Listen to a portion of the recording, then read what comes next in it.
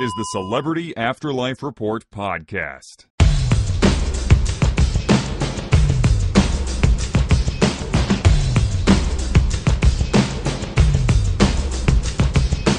Hola, amigos and amiguettes. It's just actually a word in Spanish. It is I, or it is me, whatever is grammatically correct, the celebrity medium.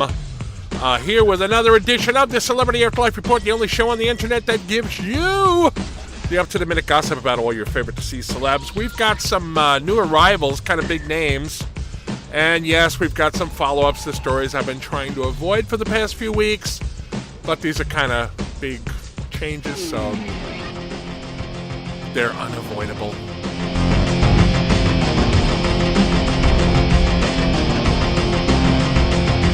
All right, let's start off with the biggest new arrival in some time, Jerry Lewis.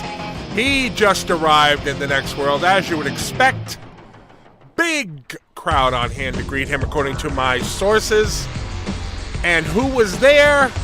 His old partner, Dean Martin. Now, for you younger folks, you may not realize that Dean Martin and Jerry Lewis were huge in the 1940s and 50s. They were a really, really big deal. They were a comedy team.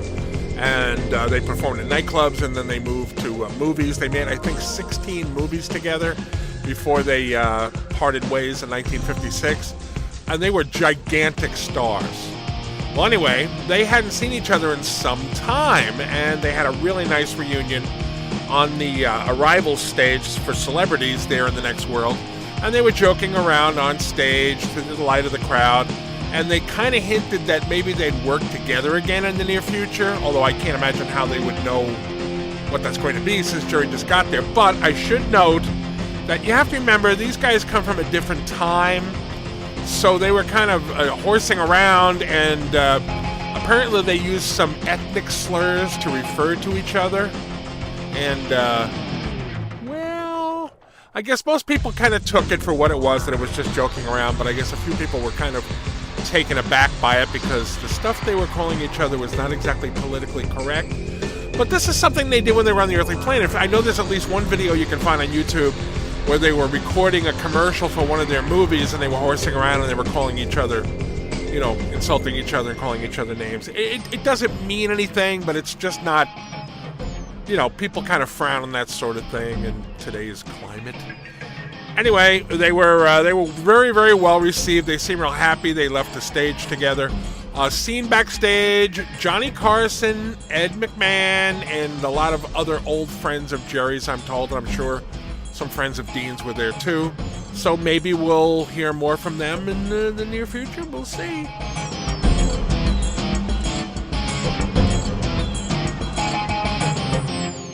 All right, also arriving, Dick Gregory. Now, that may not be a name that you're familiar with.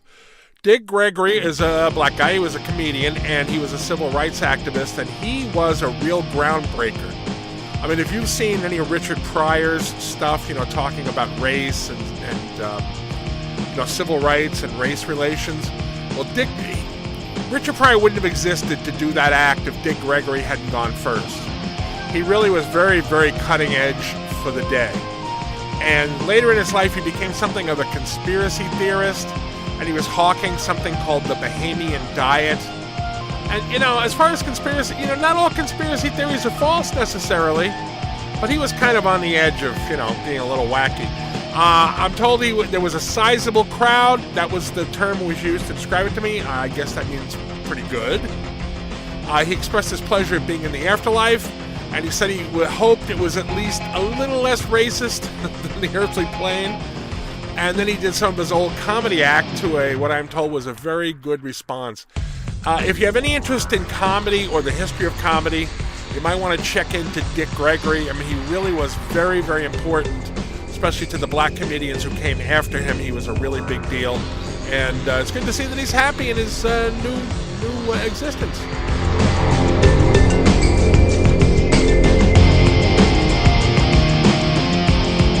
All right, those are the big new arrivals. Now we've got to cover the stuff that I've been avoiding. And I apologize for this because I know I was kind of beating it to death there for a few weeks. But big stuff is going on. Okay. Director Stanley Kubrick. He has asserted his complete creative control. He has a contract giving him that. He has asserted it over the unfinished film that he's working on in iVironment, which was started by artists Jean-Michel and Salvador Dali, and they gave it to him because they wanted him to come in and bail them out of the project because they were in over their heads. And then he started changing everything about the movie, and they're not happy about that, and they become kind of a thorn in his side. So it turns out he, as part of his creative control, he can ban anybody from the set or the surroundings of the set that he wants. So he has now banned Basquiat and Dali from iVironment, which they operate. It's the size of a blimp hangar, and it's an indoor rain attraction because it never rains in the Afterlife, so you can go in there to enjoy some rain if you want. He has banned them from it. So go figure, they're not happy. So they're having press conferences like every day outside the hangar-sized building, and they're trying to rally people to their cause. And I understand that over the weekend, they had a pretty nice crowd. I get people probably just showing up just to see Salvador Dali and Jean-Michel Basquiat. Because Dali's always been a very eccentric-looking guy. And so they were getting the crowd to chant things in support for them in the apparent hope of disrupting the filming inside the building.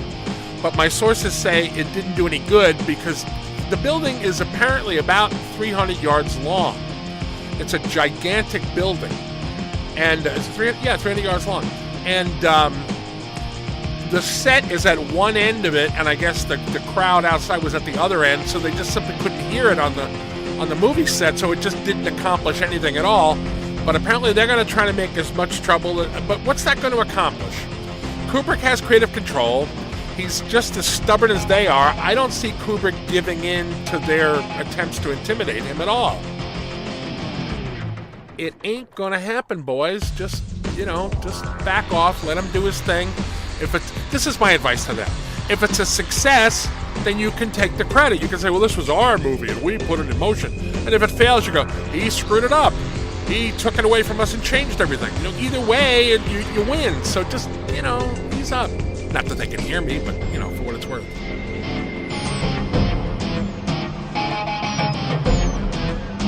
Okay, lastly, Fred Trump is back in the next world news.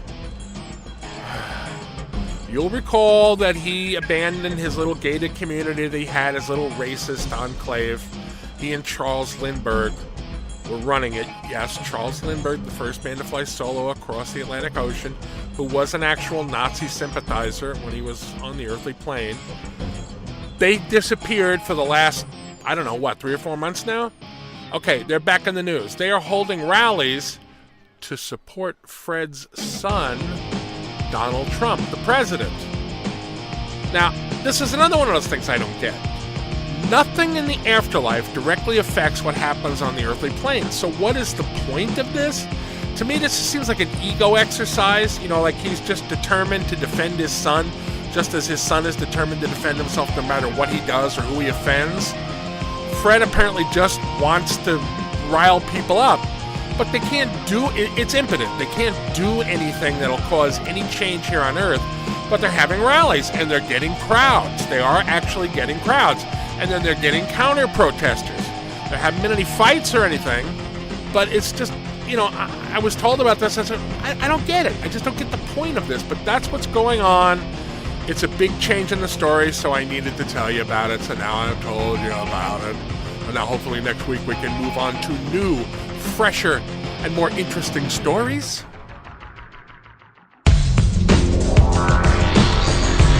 All right, I'm done. That's it. I will be back next week with more up-to-the-minute gossip about all your favorite deceased celebs. You can find the report on iTunes and the Google Play Store, on YouTube, and you can find it every Monday around lunchtime on K-Chung Radio AM 1630 in Los Angeles, and we are so proud to be on there, our flagship radio station. We thank them from the bottom of our hearts for carrying our show for these many months. I thank you all for listening. I so appreciate it. I will see you next week. I am the Celebrity Medium. Thanks for listening.